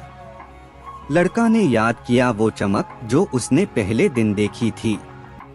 वह सच में एक राजा था। शायद वो चोरों से बचने के लिए छुपा हुआ था। ये ले, बुढ़ा आदमी ने कहा, एक सेफ्ट पत्थर और एक काला पत्थर को पकड़कर जो ब्रेस्ट प्लेट के बीच में लगे थे। इन्हें यूरिम और थुम्मिम कहते हैं। काला हाँ को दर्शाता है और सेफ नहीं को। जब तुम संकेत नहीं पढ़ पाओगे तब ये तुम्हारी मदद करेंगे। हमेशा एक ऑब्जेक्टिव सवाल पूछो। पार अगर तुम कर सकते हो तो अपनी अपनी फैसला करो। खजाना पिरामिड्स में है, ये तो तुम पहले ही जानते थे, पर मैंने 6 बकरियों का भुगतान करने पर जोर दिया क्योंकि मैंने तुम्हारी फैसला करने में मदद की थी। लड़का ने पत्थरों को अपने झोली में डाल दिया। उस दिन से वो अपने ही फैसलों पर अमल करेगा। ये मत भूलना कि जो कुछ भी तुम डील करते हो वो सिर्फ एक हाई चीज है और कुछ नहीं। और मत भूलना संकेतों की भाषा को। और सबसे बड़ी बात, अपनी पर्सनल लेजेंड को पूरा करने में ध्यान रखना। पर मैं जाने से पहले मैं तुम्हें एक छोटी सी कहानी सुनना चाहता हूँ। एक खातिरदार अपने बेटे को दुनिया के सबसे बुद्धिमान इंसान से खुशी की राज सीखने के लिए भेजता है। लड़ने 40 दिन तक डेजर्ट में घूमा और अंत में एक खूबसूरत कायल पार पहुंचा जो कि एक पहाड़ पर ऊंचाई पर बना हुआ था। वहां ही वह बुद्धिमान इंसान रहता था, लेकिन एक भगवान इंसान नहीं मिला। जब हमारा हीरो कायल के मुख्य कमरे में आया तो देखा कि वाहन एक व्यस्त गति थी। व्यापारी आते जाते, लोग कोने में बातें करते, एक छोटा ऑर्केस्ट्रा नरम संगीत बजाता और एक महफिल पर कई डिशेज राखी होती थी जो उस क्षेत्र में सबसे लजीज थी। बुद्धि इंसान सबसे बात करते थे और लड़का को 2 घंटे इंतजार करना पड़ा था जब तक उसका नंबर नहीं आया। बुद्धि इंसान ने लड़के की वजह समझने के लिए ध्यान से सुना, लेकिन उसने कहा कि उसे अभी समय नहीं है खुशी का राज समझाने का। उसने लड़के को कहा कि वो क्षेत्र घूमकर आए 2 घंटे बाद। इस बीच मैं तुमसे कुछ करने को चाहता हूँ, बुद्धि इंसान ने कहा। लड़के को एक चम्मच दिया जो 2 बूंद तेल को संभल रहा था। जब तुम घूमो तो इस चम्मच को साथ लेकर जाओ और तेल गिरने ना दो। लड़का महल के बहुत से सीढ़ियों पर चढ़ने उतरने लगा, अपने निगाहों को चम्मच पर टिकाए रखते हुए। 2 घंटे बाद उसने कमरा में लौटकर देखा जहां बुद्धि इंसान थे। तो बुद्धि इंसान ने पूछा, क्या तुमने मेरी खास डाइनिंग हॉल में लटक रहे पर्शियन कपड़े देखे? क्या तुमने देखा वो बगीचा जो 10 साल लगातार वृक्षार ने बनाया था? क्या तुमने देखा मेरी लाइब्रेरी में राखी हुई खूबसूरत काग? आजाद? लड़का शर्मा गया और माना कि उसने कुछ नहीं देखा। उसका सिर्फ एक ही डर था कि तेल गिर ना जाए जो उसने संभाला था। तो वापस जाओ और मेरे दुनिया के अद्भुत चीजों को देखो, बुद्धि इंसान ने कहा। तुम एक आदमी पर भरोसा नहीं कर सकते अगर तुम उसका घर नहीं जानते। शांत लड़का चम्मच उठा और फिर से महल की तस्वीरों और दीवारों पर सभी चित्रकलाओं को देखता गया। उसने बगीचे, उसके चरण तरफ पहाड़ियाँ, फूलों की खूबसूरती और सब कुछ का स्वाद देखा जिस तरह से सब चुने गए थे। बुद्धि इंसान के पास लौटकर उसने सब कुछ बताया जो उसने देखा। लेकिन तुम्हारे पास मुझसे संभले गए तेल की क्या हालत है? बुद्धि इंसान ने पूछा। अपने साथ लेकर राखी चम्मच को देखते हुए लड़का ने देखा कि तेल गायब हो गया था। तो मैं तुम्हें एक ही सलाह दे सकता हूँ, सबसे बुद्धिमान इंसान ने कहा। खुशी का राज है सब दुनिया के अद्भुत चीजों को देखना और कभी भी चम्मच पार तेल के बूंदे भूलने की कोशिश मत करना। चरवाहा कुछ नहीं बोला। उसने समझ लिया था कहानी को जो बुद्धा राजा ने उससे बताई थी। चरवाहा को घूमने का शौक हो सकता है, लेकिन वो अपने बकरों को कभी नहीं भूल सकता। बुद्धा आदमी ने लड़के को देखा और अपने हाथ एक साथ बंधकर कुछ अजीब मुद्राएं उसके सर के ऊपर बनाई। फिर अपने बकरों को लेकर वो चल दिया। तरीफा का सबसे ऊंचा पॉइंट पार एक पुराना किला है जो मोर्स ने बनाया था। उसके दीवारों से अफ्रीका का एक झलक दिखता है। मेल्चाइसेडेक, सेलम का राजा, उस दिन किला के देवर पर बैठा था और अपने चेहरे पर लिवेंटर की हवा को महसूस किया। बकरियां पास में बेचैन होकर अपने नए मलिक से इतने सारे बदलाव से उत्सुक थी। उन्हें बस खाना और पानी चाहिए था। मेल्चाइसडेक ने एक छोटी सी जहाज को देखा जो पोर्ट से निकल रहा था। वो कभी भी लड़के को फिर से नहीं देखेगा। बिल्कुल उसने अब्राहम को दोबारा नहीं देखा था जब उसने उससे अपना 10वां हिस्सा मांगा था। ये उसका काम था। देवाओं को इच्छा नहीं होनी चाहिए क्योंकि उनके पास पर्सनल लेजेंड्स नहीं होते। लेकिन सेलम का राजा उम्मीद से भरपूर था कि लड़का सफल होगा। ये बुरा है कि वो जल्दी ही मेरा नाम भूल जाएगा, उसने सोचा। मैंने उससे दोहराना चाहिए था। फिर जब वो मेरे बारे में बात करता तो वो कहेगा कि मैं मेल्चाइसडेक हूँ, सेलम का राजा। उसने आसमान की तरफ देखा, थोड़ा शर्मिंदा महसूस करते हुए, और कहा, मैं जानता हूँ कि ये वैनिटी ऑफ वैनिटीज है, जैसे तुमने कहा मेरे प्रभु। लेकिन कभी कभी एक पुराने राजा को थोड़ा घमंड लेना पड़ता है। कितना अजीब है अफ्रीका, लड़का सोचा। उसने एक बार में बैठे हुए था जो दूसरे दरवाजे से टैंजियर के पतली गलियों में देखी गई बैरन में से कई जैसे थी। कुछ लोग एक विशाल पाइप से तंबाकू पीते थे जो एक से दूसरे तक पास होती थी। कुछ घंटों में उसने देखा कि लोग एक दूसरे के हाथ में हाथ दे रहे थे और औरतीन अपने चेहरे ढंक कर चली जा रही थी और पदरिष्ट इतने उछलते थे कि वो उनकी तारीफ करते जैसे उनके चरण पढ़े थे। कफिरों का एक रिवाज, उसने अपने आप से कहा। बचपन से ही उसने हमेशा अपनी चार्च में उन्हें देखा था जो सेंट सैंटियागो मैटामोरोस की सेफ घोड़े पर अपनी तलवार निकाली हुई उसके पास घुटनों के बाल बैठी हुई थी। लड़का बीमार महसूस कर रहा था और उसने खुद को बहुत अकेला महसूस किया। काफिर उनके चेहरों पर एक बुरे नजरिया था। इसके अलावा उसके सफर के दौर में उसने बस एक तफसील भूल गया था जो उसे अपने खजाने से दूर रख सकता था। इस देश में सिर्फ अराबिक बोली जाती थी। बार के मालिक ने उसके पास आके उससे पूछा और लड़का ने उस पास के टेबल पार दिया गया एक ड्रिंक को इशारा किया। बाद में पता चला कि ये एक करवा चाय थी। लड़का को शराब पसंद थी, लेकिन उससे अभी इस बात का चिंता नहीं करनी चाहिए था। उससे अपने खजाने के बारे में सोचना था और उससे कैसे हासिल करना है। उसके बकरों की बेचने से उसके झोली में काफी पैसा बाक गया था और लड़का जानता था कि पैसा में कोई जादू है। जिसके पास पैसा होता है वो कभी भी असल में अकेला नहीं होता। जल्द ही, शायद कुछ दिनों में ही, वो पिरामिड्स में पहुंच जाएगा। एक पुराने आदमी सोना का एक ब्रेस्ट प्लेट पहनकर सिर्फ 6 बकरों के लिए झूठ नहीं बोलता।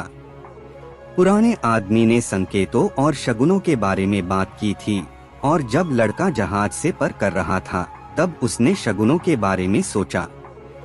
हाँ, पुराने आदमी को पता था जो भी कह रहा था। लड़के ने एंडलूसिया के खेतों में बिताए समय में ये सीखने की आदत हो गई थी कि वो किस रास्ते को अपनाना चाहिए, धरती और आसमान को देखते हुए। उसने पाया कि कुछ एक खास परिंदे का होना मतलब था कि एक सांप नजदीक है और एक खास झाड़ी का मतलब था कि पानी क्षेत्र में है। बकरियां उसे ये सिखा गई थी। अगर भगवान बकरों को इतना अच्छी तरह से लेके चल सकता है तो वह एक आदमी को भी लेकर चलेगा, उसने सोचा, और ये उसे अच्छा लगा। चाय कम कड़वी लगी। तुम कौन हो? उसने एक आवाज में स्पेनिश में पूछा। लड़का को आराम मिला। वो शगुनों के बारे में सोच रहा था और कोई आ गया था। तुम कैसे स्पेनिश बोलते हो? उसने पूछा। नया आया हुआ व्यक्ति वेस्टर्न ड्रेस में था, लेकिन उसकी त्वचा का रंग इस शहर से लगता था। वो लगभग लड़के के उम्र और लंबाई का था। यहाँ पे लगभग सब लोग स्पेनिश बोलते हैं। हम स्पेन से सिर्फ 2 घंटे दूर है। बैठे और मुझे कुछ ट्रीट कीजिए, लड़का बोला। और मेरे लिए? एक ग्लास शराब मंगा देना। मुझे ये चाय पसंद नहीं।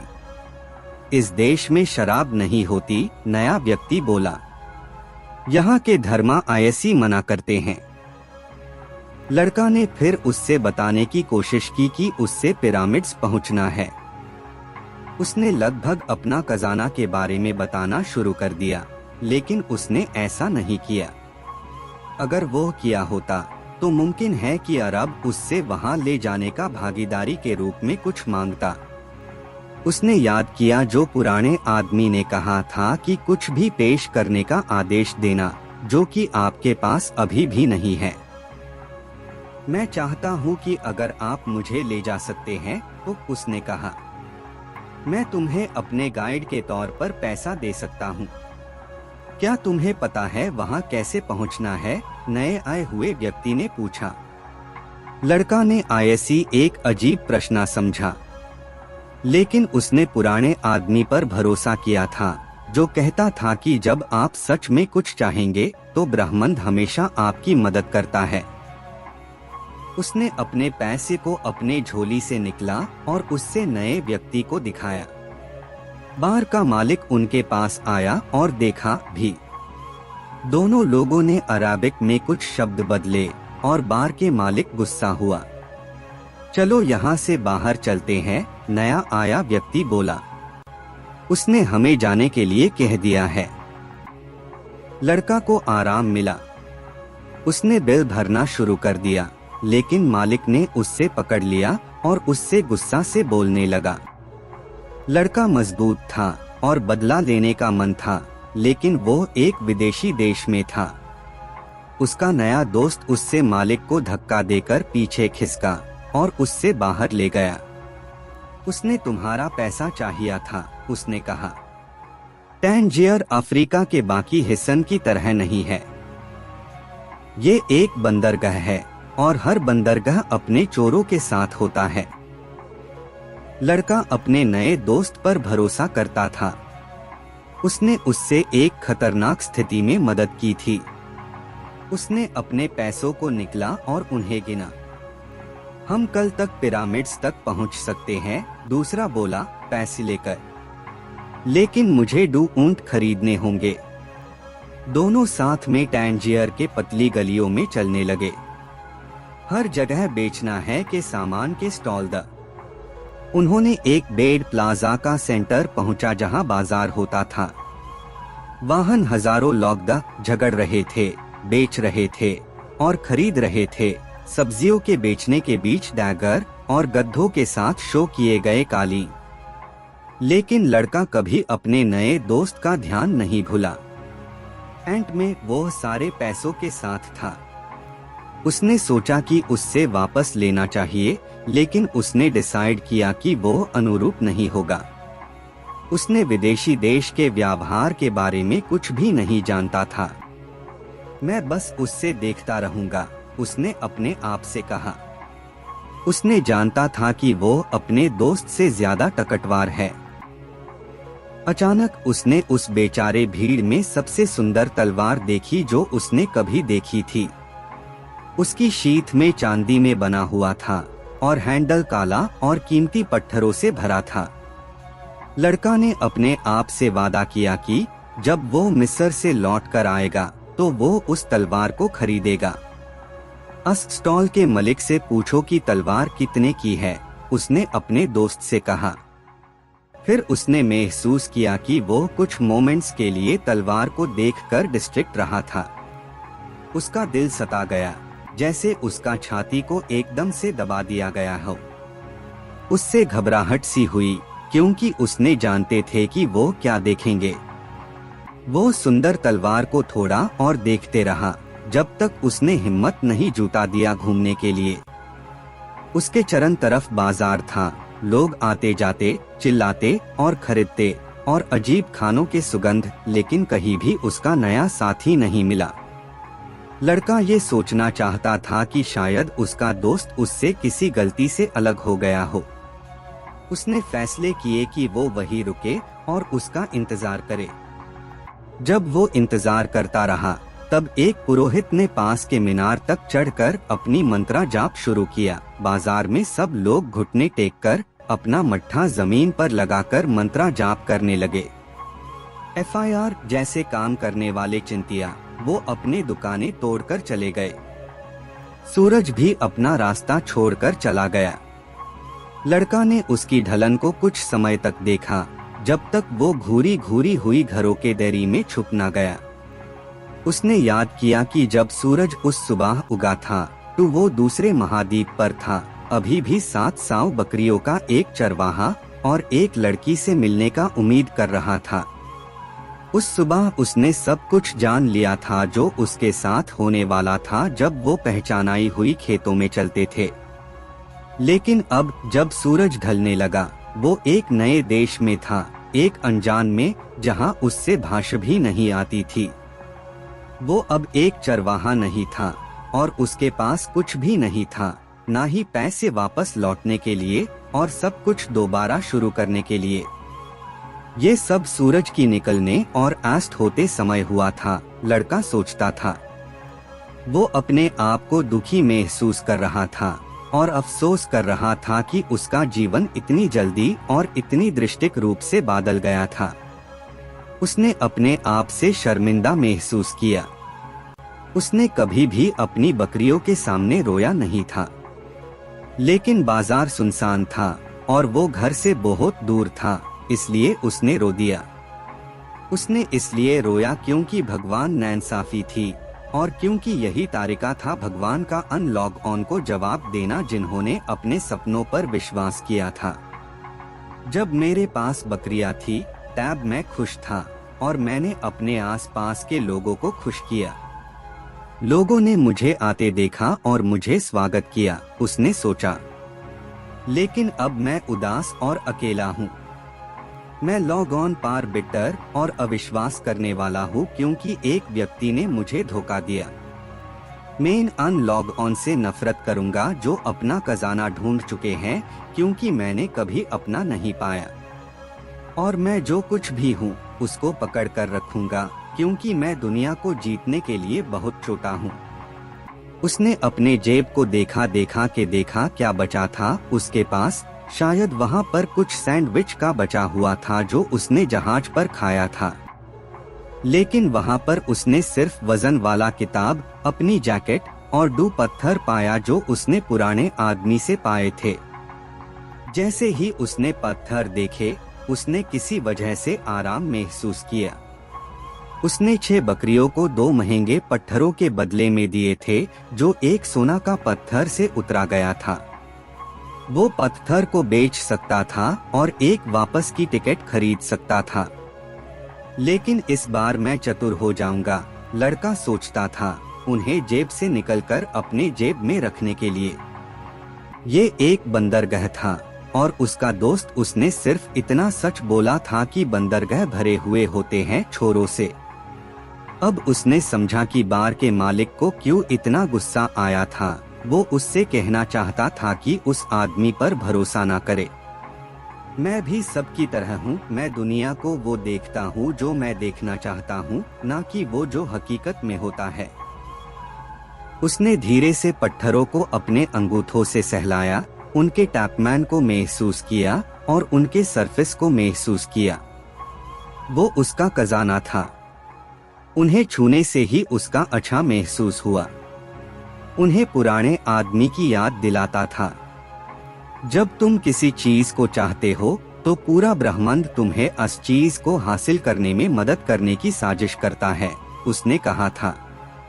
लड़का उस पुराने आदमी के कहा हुए सच को समझने की कोशिश कर रहा था। वही वो खली बाजार में खड़ा था, अपने नाम से कोई पैसा नहीं और रात भर देखने के लिए कोई बकरी नहीं थी। लेकिन पत्थर उसको ये साबित कर रहे थे कि उसने एक राजा से मिला था, एक राजा जो लड़के के गुजरे हुए पलों का ज्ञान रखता था। उन्हें यूरिम और थुम्मिम कहते हैं और ये तुम्हें ओमेंस को पढ़ने में मदद कर सकते हैं। लड़का ने पत्थरों को जेब में वापस रख दिया और एक प्रयोग करने का फैसला किया। पुराने आदमी ने कहा था कि बहुत साफ सवाल पूछना और उसके लिए लड़का को ये पता होना चाहिए था कि वो चाहता क्या है। इसलिए उसने पूछा कि क्या पुराने आदमी का आशीर्वाद अब भी उसके साथ है। उसने एक पत्थर निकला। ये हाँ था। क्या मैं अपना खजाना ढूंढ पाऊंगा? उसने पूछा। उसने जेब में अपना हाथ डाला और एक पत्थर के लिए महसूस किया। जैसे ही वो ऐसा किया, दोनों पत्थर जेब में से एक होल से गुजरे और जमीन पर गिर गए। लड़का ने कभी भी नहीं नोटिस किया था कि उसकी जेब में एक होल था। उसने नीचे झुककर यूरिम और थुम्मिम को ढूंढने के लिए जेब में डाला, लेकिन जब वो उन्हें जमीन पर लेते हुए देखा तो उसके दिमाग में एक और बात आई। पहचाने की कोशिश करो ओमेंस को और उन्हें फॉलो करो, पुराने राजा ने कहा था। एक ओमेन। लड़का अपने आप से मुस्कुराया। उसने 2 पत्थर उठाए और उन्हें अपने जेब में वापस रखा। उसने होल को ठीक करने का ख्याल भी नहीं किया। पत्थर कभी भी चाहे जैसे गिर सकते थे। उसने सीखा कि कुछ चीजें ऐसी होती है जिनके बारे में पूछा नहीं जाना चाहिए, अपने अपने पर्सनल लेजेंड से ना भागने के लिए। मैंने वादा किया था कि मैं अपनी खुद की फैसला लूंगा, उसने अपने आप से कहा। लेकिन पत्थर उससे ये बता रहे थे कि पुराना आदमी अब भी उसके साथ था और ये उससे अधिक विश्वास दिलाता था। उसने फिर से खाली प्लाजा में घोकर देखा। पहले से कम डेस्परेट महसूस कर रहा था। ये एक अजीब जगह नहीं थी, ये एक नया जगह था। अंततः जो उसने हमेशा चाहा था वही था, नए जगहों को जानना। चाहे वो कभी पिरामिड्स तक ना पहुँचे, लेकिन उसने पहले से भी ज्यादा दूर यात्रा की थी किसी भी चरवाहा से। ओ, अगर वो लोग ये जानते कि किस तरह से सिर्फ 2 घंटे का जहाज से उनके पास से कितनी अलग बात है, उसने सोचा। हालांकि उसका नया संसार अभी एक सुनसान बाजार ही था, लेकिन उसने आयसी जीवन से भरे हुए होने का एक पाल देखा था और वो कभी नहीं भूल सकता था। उसने तलवार को याद किया। इसके बारे में सोचकर उसको थोड़ा दुख हुआ, लेकिन उसने कभी ऐसी तलवार नहीं देखी थी। जब वो इन बातों के बारे में सोचता रहा तो उसने समझा कि उससे अपने आप को एक चोर का दुर्भाग्य का विक्टिम मानने और अपने खजाने की खोज में एक यात्री का रूप में चुनना है। मैं एक यात्री हूँ खोजने के लिए खजाना, उसने अपने आप से कहा। यूं किसी ने हिलाकर जागया। उसने बाजार के बीच में सो गया था और जिंदगी प्लाजा में पुनः शुरू होने वाली थी। चरण तरफ देखते हुए उसने अपनी बकरियों को ढूंढा और फिर समझा कि वो एक नए दुनिया में है। लेकिन उदास होने की बजाय वो खुश था। उसको अब बकरियों के लिए खाना और पानी ढूंढने की जरूरत नहीं थी, वो अब अपने खजाने की तलाश में जा सकता था। उसके पॉकेट में एक पैसा भी नहीं था, लेकिन उसमें विश्वास था। उसने रात में फैसला किया था कि वो किताबें में उन्हें प्रशंसित यात्रियों की तरह एक यात्री बनेगा। वो धीरे धीरे बाजार में चल रहा था। व्यापारी अपने दुकानें लगाने लगे थे और लड़का एक मीठा बेचने वाले की मदद कर रहा था। मीठा बेचने वाला चेहरा पर मुस्कुराहट था। वो खुश था, अपनी जिंदगी के बारे में जागरूक था और एक दिन का काम शुरू करने के लिए तैयार था। उसकी मुस्कुराहट ने लड़के को पुराने आदमी की याद दिलाई, रहस्यमय पुराने राजा को जिसे उसने मिला था। ये मीठा बेचने वाला मीठा नहीं बना रहा है ताकि बाद में वो घूम सेक या दुकान वाली की बेटी से शादी कर सके। वो इसलिए कर रहा है क्योंकि ये उसका ख्वाब है, लड़का सोचता था। उसने समझा कि वो वही चीज कर सकता है जो पुराने आदमी ने किया था, महसूस कर सकता है कोई व्यक्ति अपने पर्सनल लेजेंड के करीब या डोर है। सिर्फ उन्हें देखकर। ये बहुत आसान है और फिर भी मैंने कभी नहीं किया था, सोचता था वो। जब दुकान लगा दी गई, मीठा बेचने वाला लड़के को दिन का पहला मीठा दिया। लड़का ने उसका शुक्रिया अदा किया, यूस खाया और अपनी राह चला। जब वो थोड़ी दूर चला तो उसने समझा कि जब वो दुकान लगाते थे तो एक अराबिक और दूसरा स्पेनिश बोल रहा था और दोनों ने एक दूसरे को बिल्कुल अच्छे से समझा। एक भाषा होनी चाहिए जो शब्दों पर निर्भर नहीं करती, लड़का सोचता था। उसने अपनी बकरियों के साथ ये अनुभव पहले ही कर लिया था और अब ये लोगों के साथ हो रहा था। उसने बहुत कुछ नए चीजें सीख रहा था। कुछ चीजें तो वो पहले ही अनुभव कर चुका था और असल में नए नहीं थे, लेकिन उसने कभी उन्हें पहले महसूस नहीं किया था और उसने उन्हें इसलिए नहीं महसूस किया क्योंकि वो उन्हें आदत कर चुका था। उसने समझा, अगर मैं इस भाषा को बिना शब्दों के समझ सकता हूँ तो मैं दुनिया को समझ सकता हूँ। धीरे और बिना किसी जल्दी भागने के उसने तय किया कि वो टैंजियर के तंग गलियों में चलेगा। सिर्फ उसी तरह वो ओमेंस को पढ़ सकेगा। उससे पता था कि इसमें बहुत सहनशीलता की जरूरत होगी, लेकिन चरवाहा सांप पेशेंस के बारे में जानता था। एफआईआर से उसने देखा कि उस अनजान देश में वो वही सबक लगाने लगा जो उसने अपनी बकरियों के साथ सीखा था। सब कुछ एक है, पुराने आदमी ने कहा था। द क्रिस्टल मर्चेंट एक दिन के साथ उठा और वही चिंता महसूस की जो उसको हर सुबह होती थी। 20 साल से वो एक ही जगह पर था, एक पहाड़ ही से भरी सड़क पर एक दुकान जहां कुछ गिरफ्तारी नहीं होती थी। अब सब कुछ बदलना मुश्किल था। सिर्फ एक चीज जिसे उसने कभी सीखा ही नहीं था, वो था क्रिस्टल ग्लासवेयर खरीदना और बेचना। एक समय था जब बहुत सारे लोगों को उसकी दुकान के बारे में पता था। अरब व्यापारी, फ्रेंच और इंग्लिश भूगोलवेत्ता, हमेशा अच्छे दिखने वाले जर्मन सैनिक। उस दिनों ये सोने जैसा था कि क्रिस्टल बेच रहा था और उसने सोचा था कि वो अमीर हो जाएगा और जैसे जैसे उसका उम्र बढ़ेगा उसके पास खूबसूरत ऑर्टन का साथ होगा। लेकिन वक्त के साथ टैंजियर बदल गया था। पास वाला शहर स्यूता टैंजियर से तेजी से आगे बढ़ गया और बिजनेस कम हो गया था। पड़ोसियों ने घर बदल दिए और पहाड़ ही पर कुछ छोटे दुकान ही बची थी और कोई भी पहाड़ ही पर चढ़कर कुछ छोटे दुकानों में घूमने के लिए नहीं जाता था। लेकिन क्रिस्टल मर्चेंट के पास कोई चॉइस नहीं था। 20 साल अपने जीवन को क्रिस्टल पीसेस खरीदकर और बेचकर गुजार दिए और अब कुछ और करने का वक्त था ही नहीं। पूरा सुबह उसने सड़क पर धीमी धीमी आने जाने वालों की देखी। वो ये काम 20 सालों से कर रहा था और उसको सभी की जांच पर लगाव का समय पता था। लेकिन बस दोपहर के समय आने से पहले एक लड़का दुकान के सामने रुक गया।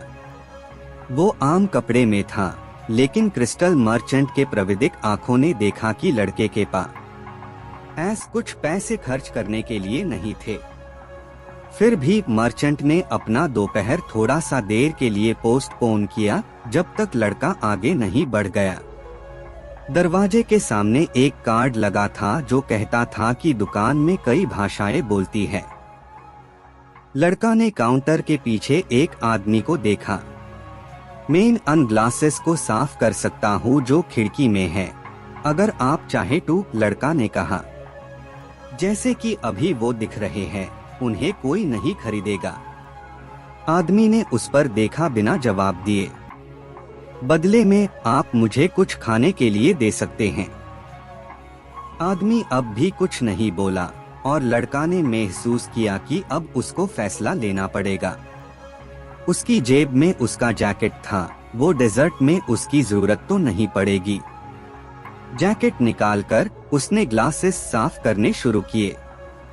आधा घंटा में उसने खिड़की में सारे ग्लासेस साफ कर दिए और जब वो ये कर रहा था तो 2 कस्टमर्स दुकान में दाखिल हुए और कुछ क्रिस्टल खरीदा।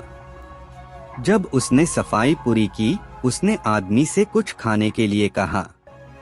चलो कुछ लंच कर लेते हैं, क्रिस्टल मर्चेंट ने कहा। उसने दरवाजे पर एक साइन लगाया और दोनों एक नजदीक के छोटे कैफे में चले गए। जब वो जगह पर बैठे तो क्रिस्टल मर्चेंट मुस्कुराने लगे। तुम्हें कोई साफ करने की जरूरत नहीं थी, उन्होंने कहा। कोरन मुझे भूखा व्यक्ति को खिलाने की जिम्मेदारी देती है। तो फिर आपने मुझे क्यों करने दिया? लड़का ने पूछा। क्योंकि क्रिस्टल गंदा था और तुम और मैं मन की नेगेटिव विचारधारा को शुद्ध करने की जरूरत थी। जब उन्होंने खाना खा लिया तो व्यापारी लड़के की तरफ मुड़कर कहा, मैं चाहता हूँ कि तुम मेरी दुकान में काम करो। आज 2 कस्टमर्स तुम काम करते वक्त आए और ये एक अच्छा संकेत है। लोग ओमेंस के बारे में बहुत बातें करते हैं, चरवाहा सोचता है, लेकिन उन्हें सच में नहीं पता होता कि वो क्या कह रहे हैं।